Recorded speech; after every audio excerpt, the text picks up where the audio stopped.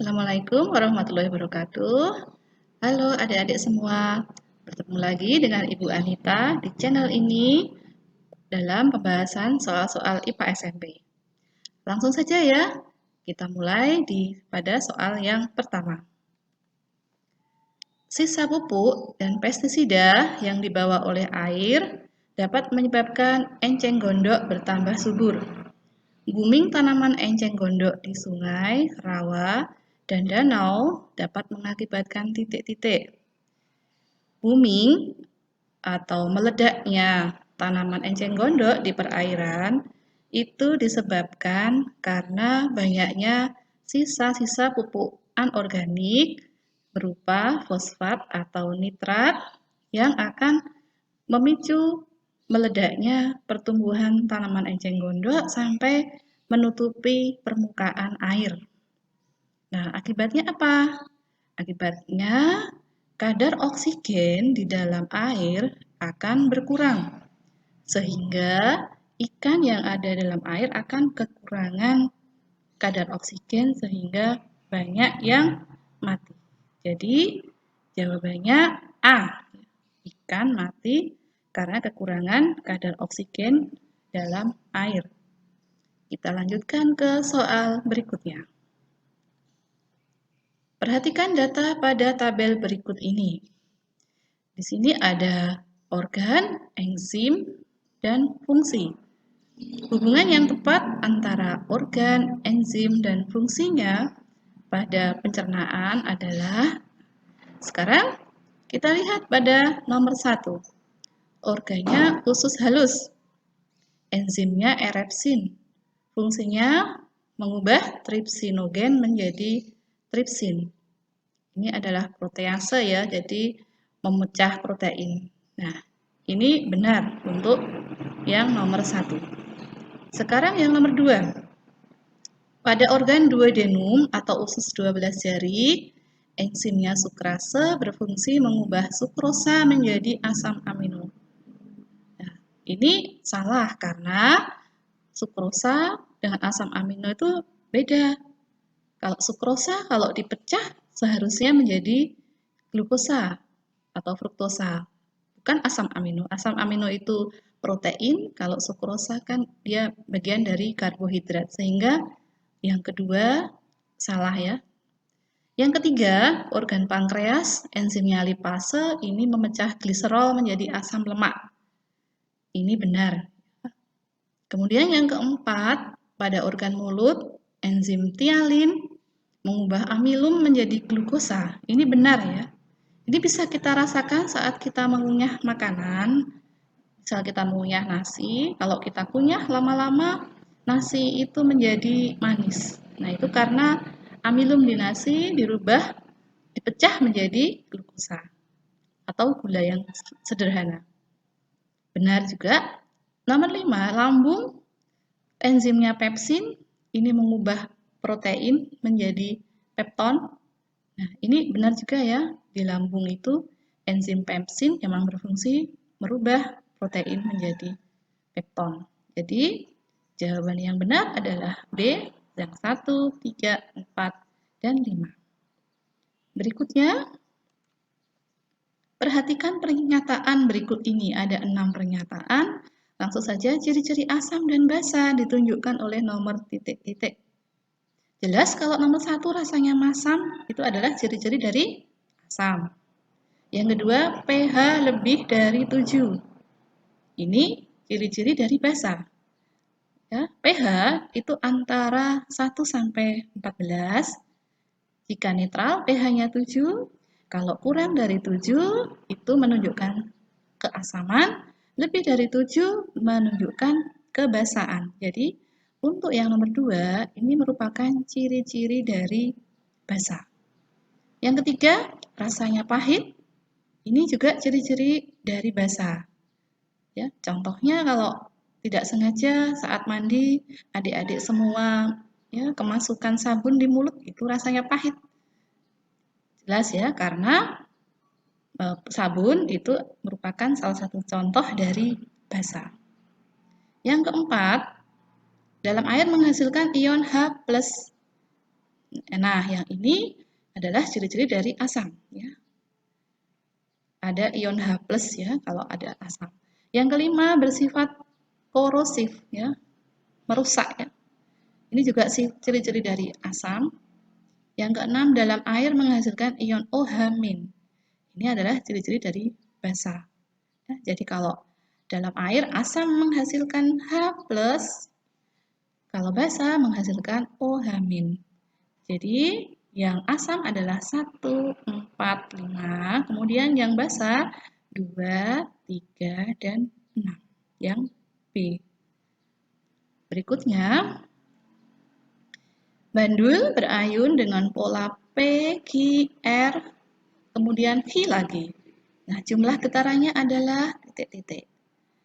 Yang perlu adik-adik ketahui, untuk satu kali getaran itu adalah ya, posisi ayunan bandul dari satu titik kembali ke titik itu lagi.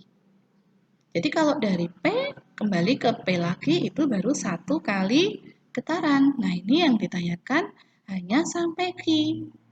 Nah, P, Q, R. Berarti kan kalau sampai R setengah getaran. Kemudian kembali ke Q. Nah berarti kan dia setengahnya ini dari itu ya, dari setengah atau seperempat, berarti di sini setengah tambah seperempat ya, jadi 3/4 getaran yang B jawabannya. Berikutnya, berdasarkan tabel berikut, contoh kegiatan dan metode pemisahan campuran yang tepat. Ini disajikan tabel berisi macam-macam pemisahan campuran. Ada destilasi, ada filtrasi, ada sublimasi, ada kristalisasi. Destilasi itu pemisahan campuran berdasarkan perbedaan titik didih. Ya. Contohnya untuk pembuatan air murni memisahkan air dari campuran-campurannya. Kemudian filtrasi itu penyaringan ya secara fisik. Contohnya proses penjernihan air. Sublimasi berarti dia perubahan ya dari padat menjadi gas. Nah, ini fungsinya untuk memisahkan kapur barus dari kotoran-kotoran penyertanya. Sedangkan kalau kristalisasi itu seperti pembuatan garam ya. Dia dipanaskan ya, air yang mengandung garam seperti air laut itu dipanaskan, kemudian setelah beberapa lama akan tersisa garamnya. Itu namanya kristalisasi. Jadi yang di sini yang benar adalah yang C. Berikutnya, seorang siswa menguji beberapa larutan menggunakan indikator kertas lakmus. Ya, hasil pengujiannya ditunjukkan pada tabel berikut. Kertas lakmus itu adalah kertas untuk menguji keasaman dan kebasahan suatu zat. Ya. Lakmus ada dua, lakmus merah dan lakmus biru. Jika sifatnya asam, itu dia akan merubah lakmus biru menjadi merah. Ya. Sedangkan yang merah tetap merah. Kebalikannya, jika yang diuji bersifat basa, maka lakmus ya, merah akan berubah menjadi biru, sedangkan yang biru tetap biru. Ya, di sini yang ditanyakan adalah sifat asam. Jadi, kalau asam, ya, ini biru menjadi merah. Yang keempat benar di sini. Kemudian yang merah tetap menjadi merah. Berarti jawabannya adalah yang D. 1 dan 4. Berikutnya. Perhatikan gambar grafik berikut. Pada tabel perubahan wujud es.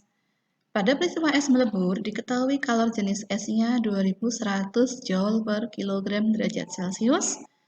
Kalor lebur es 334.000 Joule per kilogram dan kalor jenis air 4.200 Joule per kilogram derajat Celcius. Maka besar kalor yang diperlukan 500 gram es pada proses A ke C. Nah, di sini kita perhatikan grafiknya. Pada ini grafik yang A ke B ini ada peristiwa perubahan dari ini padat es ya dengan suhu negatif 10 derajat Celcius ke B 0 derajat Celcius, berarti dia mulai mencair. Kemudian B ke C yang ditanyakan dia memerlukan kalor lebur ya, karena ini adalah proses perubahan wujud es dari padat menjadi cair. Nah, pembahasannya pada slide berikutnya. Nah, di sini diketahui Q-nya kalornya 500 gram karena tadi dalam ditanyakan nanti dalam kilogram ya.